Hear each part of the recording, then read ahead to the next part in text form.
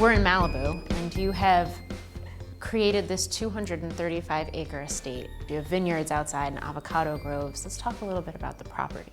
We've actually started in about 1980, 1979 to be truthful, and we have moved forward over a long, long period of time creating the environment that you see here today. And the goal basically was to create a European environment. It comes out of my long-time friendship with gentleman in Mexico, where I enjoyed many, many afternoons and weekends at his ranchito. And I thought it would be a wonderful idea to create a place that would emulate their kinds of lifestyle. We're standing in what I'm assuming is your favorite room. It is indeed. This is a dining room that we have used over the years for multiple kinds of events and wonderful friends, conversation, and long, long lunches.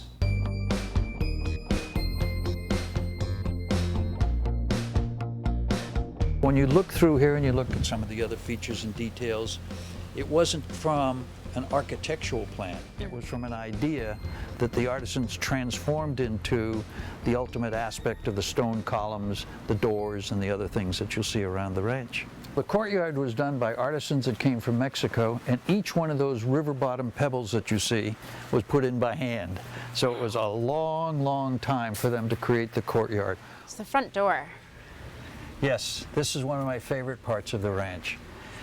This artisan I found again in Tlaquepaque, and I described to him what I wanted to have in the way of depiction of the carvings. And he said to me, "No, senor, I will carve what I think is appropriate." So what you're looking at came out of his head. It was St. George and the Dragon Slayer, and I must tell you that I couldn't have been more pleased. It seems like you have some very unusual materials in this property. The onyx in the bathrooms. It was a wonderful experience of searching Mexico for things that we really thought would be appropriate, that again would represent what truly a ranchito was in Mexico. So the onyx is from Mexico, some of the chandeliers are from Tasco, where they specialize in silver. So we did as many things as we possibly could so that we were true to the Mexican tradition. So this is a second building. This room that we're in is a screening room, and it allows us to enjoy all the things that Hollywood produces on a very casual and friendly basis with folks that come in and watch films when we project them.